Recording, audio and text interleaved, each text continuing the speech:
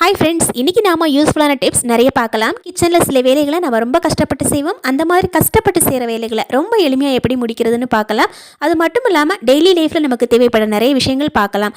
கூடவே சேர்த்து ரொம்ப யூஸ்ஃபுல்லாக இருக்கக்கூடிய நிறைய கிச்சன் டிப்ஸும் பார்க்கலாம். வாங்க நம்ம வீடியோக்குள்ளே போகலாம். இப்போ பார்த்தீங்கன்னா இந்த மாதிரி கட்டப்பை நம்ம வீட்டில் எல்லார் வீட்லேயுமே இருக்கும். இந்த மாதிரி கட்டப்பைகள் நம்ம அதிகமாக பொருள் வாங்கும்போது கடையில் கொடுப்பாங்க. இதை நம்ம கடையில் திரும்பவும் பொருள் வாங்கும்போது யூஸ் பண்ணுவோம். இதை நம்ம வீட்லேயும் ரொம்ப எஃபெக்டிவாக இதை யூஸ் பண்ணலாம். இந்த கட்டப்பையில் சைடில் இருக்கிற பகுதிகளை மட்டும் நாம் இந்த மாதிரி கிழிச்சு எடுத்துட்டோம் அப்படின்னா நமக்கு இந்த மாதிரி ரொம்ப லெந்தியான ஒரு பகுதி கிடைக்கும். பாருங்கள், இது சைடில் இருக்கிற பகுதிகள் எல்லாமே நான் ரிமூவ் பண்ணிவிட்டு எடுத்து வச்சுருக்கிறேன். இப்போ பார்த்தீங்கன்னா இந்த மாதிரி பெட்ஷீட்ஸ் எல்லாம் நம்ம நைட்டில் யூஸ் பண்ணுவோம். அதே மாதிரி காலையில் நம்ம இதை மடித்து வச்சுடுவோம். நம்ம வீட்டில் குழந்தைங்க இருந்தாங்கன்னு வச்சுக்கோங்களேன், இதை மறுபடியும் எடுத்து போட்டு குழப்பி போட்டுருவாங்க. இது மறுபடியும் நாம் தான் எடுத்து வைக்கணும். இதை எடுத்து வைக்கிறதே ஒரு பெரிய சவாலான விஷயந்தான். இதை ரொம்ப ஈஸியாக நம்ம எடுத்து வைக்கலாம். அதுக்காக நம்ம யூஸ் பண்ணுறது இந்த கட்டப்பை தான். இதில் நம்ம இந்த மாதிரி மடித்து வச்சிருந்தோம் அப்படின்னா ரொம்ப ஈஸியாக நம்ம எடுக்கவும் செய்யலாம், வைக்கவும் செய்யலாம். திரும்ப இந்த கட்டப்பையை எடுத்து தான் அதை உள்ளே வைக்கணும் அப்படிங்கிற அவசியம் கிடையாது. சைடு வழியாகவே நம்ம எடுத்துட்டு சைடு வழியாகவே வச்சிடலாம். நம்ம வீட்டில் ஷெல்ஃப் இல்லை பொருள் அடுக்கி வைக்கிறதுக்கு இடம் இல்லை அப்படிங்கிற பட்சத்தில் கண்டிப்பாக நம்ம இந்த டிப்ஸ் ட்ரை பண்ணலாம். ரொம்ப யூஸ்ஃபுல்லாக இருக்கும். இது போர்வை வைக்கிறதுக்காக மட்டும் கிடையாதுங்க. டெய்லி லைஃப்பில் நமக்கு தேவைப்படுற நைட்டி, டவல், வேஷ்டி, குடைகள் இந்த மாதிரி பொருட்களை கூட நம்ம இந்த மாதிரி ரொம்ப சேஃப்டியாக எடுத்து வைக்க முடியும். கண்டிப்பாக ட்ரை பண்ணி பாருங்கள். ரொம்ப யூஸ்ஃபுல்லாக நம்ம இதை கட்டப்பைகளை யூஸ் பண்ணிக்கலாம். அடுத்ததாக பார்த்தீங்கன்னா நாம் இந்த மாதிரி சமையல் பண்ணுறதுக்காக உருளைக்கிழங்குலாம் வேக வைப்போம். இதை நம்ம ரொம்ப அவசர டைமில் அதை வேக வைக்கும் போது என்ன ஆகும் அப்படின்னா அது பிச்சு போடுறதுக்கே நம்மளால் முடியாது. அதை மசிக்கணும், ஆனால் மசிக்க முடியாது. அந்த அளவுக்கு ரொம்ப சூடாக இருக்கும். நம்மளால் அந்த உருளைக்கிழங்கு டச் பண்ணவே முடியாது. அந்த அளவுக்கு ரொம்ப ஹாட்டாக இருந்துச்சு அப்படின்னா நம்ம இந்த டிப்ஸ் ட்ரை பண்ணலாம். இதுக்காக நம்ம இந்த மாதிரி காய் சீவிரோம் இல்லைங்களா, இதை எடுத்து வச்சுட்டு இதை லைட்டாக இந்த மாதிரி ஒரு டிஃபன் பாக்ஸ் வச்சு லைட்டாக அமுத்துனா போதும். ரொம்ப ஈஸியாக அது நமக்கு மசிஞ்சு கிடைக்கும். இப்போ நாம் உருளைக்கிழங்கை கையில் டச் பண்ணாமலே நம்ம ஈஸியாக அதை மசிச்சு எடுத்துக்கலாம். ஜஸ்ட் தோல் கூட எப்படி வருது பாருங்கள். ரொம்ப அழகாக இந்த மாதிரி கலண்டு வந்துடும். நமக்கு ரொம்ப அவசரமாக நம்ம சமையல் பண்ணிகிட்டு இருக்கும்போது இதை நம்ம மசிச்சு எடுத்து குழம்புல போடணும்னு நினைப்போம். ஆனால் நம்மளால் மசிக்க முடியாது. இந்த மாதிரி உருளைக்கிழங்கு ரொம்ப சூடாக இருந்தது அப்படின்னா நம்ம இந்த மாதிரி ஒரு ஃப்ளாட்டான ஒரு பாத்திரத்தை வச்சு அமுக்குனாவே ரொம்ப ஈஸியாக நமக்கு மசிஞ்சு கிடைக்கும். நம்ம குழம்புமே ரொம்ப சீக்கிரமாக வச்சு முடிக்க முடியும். கண்டிப்பாக இந்த டிப்ஸ் ட்ரை பண்ணி பாருங்கள். தோலுமே ரொம்ப சீக்கிரமாக கலண்டு வந்துடும். ஒரு அடுப்பில் நமக்கு உருளைக்கிழங்கை வேக வச்சுட்டு இன்னொரு அடுப்பில் நம்ம குழம்புக்கு மசாலா ப்ரிப்பேர் பண்ணிட்டு இருக்கும் போதே நாம் இந்த மாதிரி மசிச்சு நம்ம குழம்புல எடுத்து போட்டுக்கலாம். சில குழம்புக்கெல்லாம் நாம் இந்த மாதிரி உருளைக்கிழங்கு மசிச்சு போட்டால் அந்த குழம்பே டேஸ்ட்டாக இருக்கும். அந்த டைமில் நம்ம இந்த டிப்ஸ் ட்ரை பண்ணலாம். ரொம்ப ஈஸியாக இருக்கும். இப்போ பார்த்தீங்கன்னா ஒரு மீடியம் சைஸில் ஒரே ஒரு வெங்காயம் இந்த மாதிரி கட் பண்ணி போட்டு நல்லா இந்த மாதிரி மிக்ஸ் பண்ணி எடுத்துக்கோங்க. அரை டீஸ்பூனுக்கு கரம் மசாலாவும் 1 டீஸ்பூனுக்கு மிளகாய் தூள் உப்பும் சேர்த்து நல்லா இந்த மாதிரி மசிச்சு எடுத்துக்கோங்க. மசிச்சு எடுத்துட்டு ஒரு ஸ்பூனாலே எல்லாத்தையும் நல்லா இந்த மாதிரி மிக்ஸ் பண்ணி எடுத்துக்கலாம். இப்போ பார்த்தீங்கன்னா நம்ம வீட்டில் குழந்தைங்க இருந்தாங்க அப்படின்னா சாயங்காலம் டைமில் நம்ம ஏதாவது ஒரு ஸ்நாக்ஸ் செஞ்சு கொடுப்போம். அதுவுமே ரொம்ப ஹெல்த்தியாக இருக்கணும் அப்படின்னு நினைப்போம். இதுக்காக நம்ம யூஸ் பண்ணுறது என்னென்னா நம்ம வீட்டிலே இருக்கிற இட்லி மாவு தான். இது பார்த்தீங்கன்னா நான் காலையில் இட்லிக்கு யூஸ் பண்ணிவிட்டு மிச்சம் வச்சிருக்கிற மாவு. அதனால் நான் இதில் உப்பு போடலை.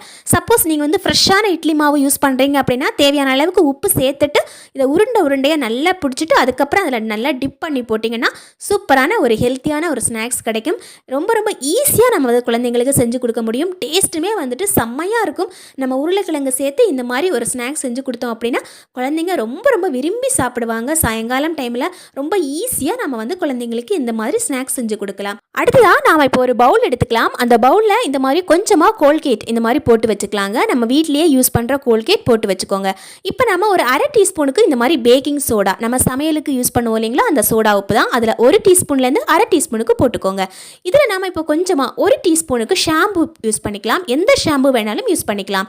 இதில் கொஞ்சமாக ஒரு அரை கிளாஸுக்கு தண்ணி ஊற்றி நல்லா மிக்ஸ் பண்ணி விட்டுக்கோங்க.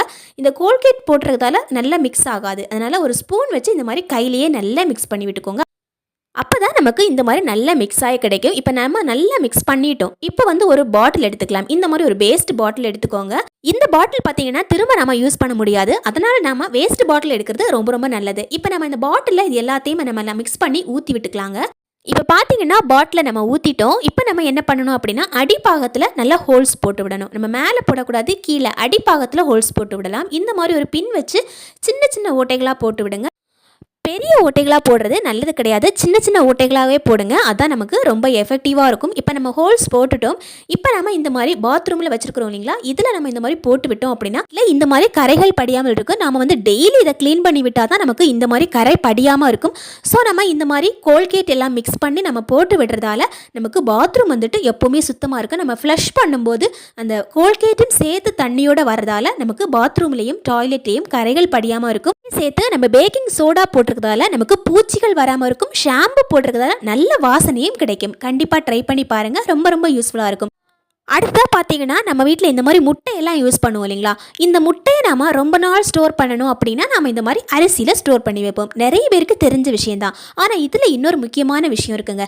நாம் இந்த மாதிரி அரிசியில் ஸ்டோர் பண்ணி வச்சாலுமே சில முட்டைகள் வேஸ்ட் ஆகிடும். அதுக்கு காரணம் என்ன அப்படின்னு நீங்கள் தெரிஞ்சுக்கிறது ரொம்பவே முக்கியம். இப்போ பார்த்தீங்கன்னா நாம் இந்த மாதிரி முட்டைகளை வைக்கும்போது அதனுடைய டைரக்ஷன்ஸே நீங்கள் கவனிக்க வேண்டியது ரொம்ப முக்கியம். பார்த்தீங்கன்னா முட்டையில் ஒரு சைடு பார்த்தீங்கன்னா நல்ல கூர்மையாக இருக்கும், இன்னொரு சைடு வந்து நல்ல ரவுண்ட் ஷேப்பில் இருக்கும். எப்போவுமே நாம் இந்த மாதிரி முட்டையை ஸ்டோர் பண்ணி வைக்கும்போது அதனுடைய சின்ன பகுதியை உள்ளேயும் அதனுடைய பெரிய பகுதியை வெளியே இந்த மாதிரி தெரிகிற மாதிரியும் வைக்கணும். இந்த மாதிரி வைக்கும்போது தான் முட்டை வந்து நம்மளால் ஒரு 3 மாதத்துக்கு மேல் நம்ம ஸ்டோர் பண்ணி வைக்க முடியும். சில வேளையில் நாம் வந்து ஃப்ரிட்ஜில் வைக்கிற முட்டைகள் கூட நமக்கு வந்து ஒரு மாதிரி டேமேஜ் ஆன மாதிரி இருக்கும். காரணம் என்னென்னா நம்ம வந்து முட்டையை வந்து அதோட சரியான டைரக்ஷனில் வைக்கல அப்படிங்கிறது தான்.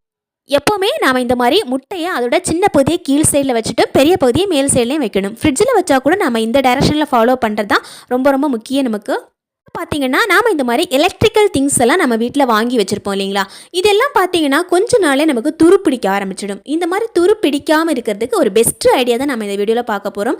கண்டிப்பாக ரொம்ப ரொம்ப யூஸ்ஃபுல்லாக இருக்கும். எத்தனை வருஷம் ஆனாலும் சரி அது துருவே பிடிக்காது. அந்த அளவுக்கு நமக்கு ரொம்ப ஷார்ப்பாகவும் இருக்கும், துரு பிடிக்காமலும் இருக்கும். இப்போ பார்த்தீங்கன்னா நம்ம இந்த மாதிரி கத்திகள் இல்லை இரும்பு பொருட்கள் எல்லாம் நம்ம வீட்டில் யூஸ் பண்ணிவிட்டு கொஞ்ச நாள் யூஸ் பண்ணாமலே ஒரு ஓரமாக போட்டு வச்சுருந்தோம் அப்படின்னா கொஞ்ச நாள் கழித்து பார்க்கும்போது என்ன ஆகிடும்னா எல்லாமே துரு பிடிச்சி போயிடும், அதோட ஷார்ப்னஸும் இல்லாமல் போயிடும். ஸோ அந்த டைமில் நம்ம இந்த மாதிரி ஒரு பேப்பரில் சுற்றிட்டு நம்ம அரிசியில் இந்த மாதிரி படுற மாதிரி வச்சோம் அப்படின்னா எவ்வளோ வருஷம் ஆனாலும் இது வந்து அப்படியே இருக்கும். நம்ம ஒரு வருஷம் கழிச்சுட்டு நம்ம வந்து பார்த்தா கூட நம்ம வச்ச மாதிரியே இருக்கும். நம்ம சாப்பிட்ற உணவுப் பொருளான இந்த ரைஸுக்கு இந்த மாதிரி ஒரு பெரிய சக்தி இருக்குது. அதாவது நாம் இந்த மாதிரி ஒரு பேப்பர்லேயோ அல்லது ஒரு பிளாஸ்டிக் கவர்லேயோ நல்லா இந்த மாதிரி சுற்றிட்டு தான் வைக்கணும். அப்போ தான் இது வந்து நல்லா வேலை செய்யும். ஏன் அப்படின்னா ஒரு சின்ன மாய்ஸ்சரைசர் இருந்தால் கூட இந்த அரிசி என்னென்னா எல்லாத்தையுமே வந்து உள் வாங்கிக்கும்.